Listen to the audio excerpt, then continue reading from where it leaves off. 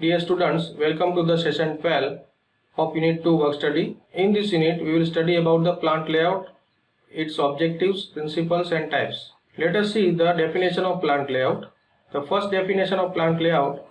The plant layout is a plan for effective utilization of facilities for the manufacture of products involving a most efficient and economical arrangement of machines, materials, personnel, storage space and all supporting services within available floor space. The second definition of plant layout is as follows. The plant layout is a plan of optimum arrangement of facilities including personal equipments, storage space, material handling equipments and all other supporting services along with the decision of best structure to contain all these facilities. Let us see the various objectives or advantages of plant layout. First, objective is to streamline the flow of the work material through the plant, minimize material handling, to facilitate manufacturing progress by maintaining balance in the processes, maintain flexibility of arrangements and of operations, maintaining high turnover of in-process inventory, effective utilization of man, equipment and space, increase employee morale, minimize interference, that is interruptions from machines, reduce hazards affecting employees, hold down investment, that is keep investment at a lower level in equipment. Let us see the various principles of plant layout designing. So while designing the plant layout, the following principles must be kept in view. First is the principle of minimum movement. So material and labor should be moved over minimum distance, saving cost and time of transportation and material handling.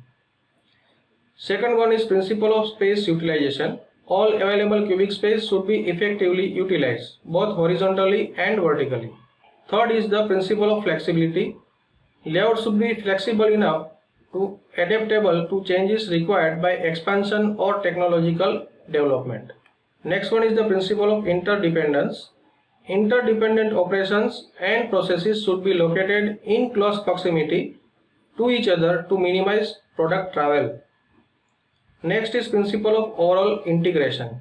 All the plant facilities and services should be fully integrated into a single operating unit to minimize cost of production.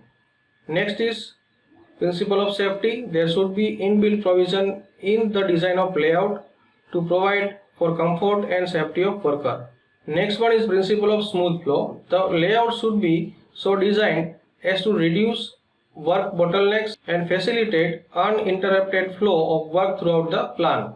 The layout should aim at effecting economy in terms of investment in fixed assets. Next one is principle of supervision.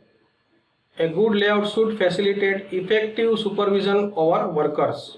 Next one is principle of satisfaction. A good layout should boost up employees' morale.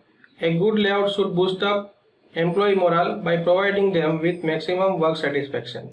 Next one is the classification of plant layout. We can classify the plant layout in 5 categories. First is process layout, also called functional layout. Next one is product layout, also called as assembly line layout. Third one is combination layout, that is combination of both first and second layout.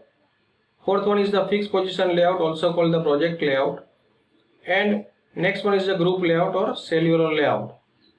We will study about first two layouts, that is process layout and product layout, in this video. Let's see how the process layout works.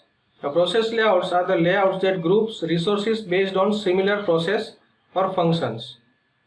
This type of layout is seen in companies within intermittent processing systems.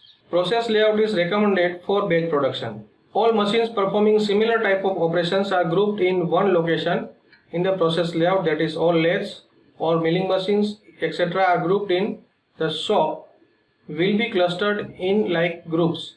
Thus, in process layout, the arrangement of the facilities are grouped together according to their functions. Let us see the advantages of process layout. In process layout, machines are better utilized and fewer machines are required. Flexibility of equipment and personnel is possible in process layout. Lower investment on account of comparatively less number of machines and lower cost of general purpose machines.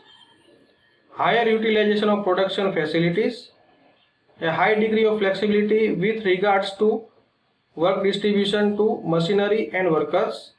The diversity of tasks and variety of job makes the job challenging and interesting.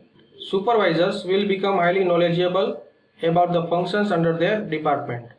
Let's see the disadvantage of process layout. Backtracking and long movements may occur in the handling of materials, thus reducing material handling efficiency. Material handling cannot be mechanized, which adds to the cost. Process time is prolonged, which reduces the inventory turnover and increases the in-process inventory. Lower productivity due to a number of setups. Throughput, that is time gap between in and out in the process, time is longer. Space and capitals are tied up by work in process. Now let's see the product layout or assembly line layout. In this type of layout, machines and auxiliary services are located according to the processing sequence of the product. If the volume of production of one or more products is large, the facilities can be arranged to achieve efficient flow of material and lower cost per unit. Special purpose machines are used which perform the required functions quickly and reliably. The product layout is selected when the volume of production of a product is high such that a separate production line to manufacture it can be justified. In a strict product layout, machines are not shared by different products. Therefore, the production volume must be sufficient to achieve satisfactory utilization of the equipment. So, in this type of layout, suppose a product needs a turning operation, then after it needs milling machines, drilling machine, assembly, inspection and packaging. So, this type of line layout can be chosen for particular product. So, what are the advantages of product layout? First, the flow of product will be smooth and logical in the flow lines. In-process inventory is less. Throughput time, that is throughput time is less. Minimum material handling cost. Simplified production planning and control system are possible. Less space is occupied by work transit and for temporary storage. Reduced material handling cost due to mechanized handling system and straight flow. Perfect line balancing, which eliminates bottlenecks and idle capacity. Manufacturing cycle is short due to uninterrupted flow of materials. Small amount of work in process inventory. Unskilled labor can learn and manage the production. Let's see the disadvantage of product layout. First, a breakdown of one machine in a product line may cause stoppages of machines in the downstream of the line. A change in product design may require major alterations in the layout. The line output is decided by the bottlenecks machine. Comparatively high investment in equipment is required. Lack of flexibility. And last is a change in product may require the facility modification. So that's all in this session. Have a nice day.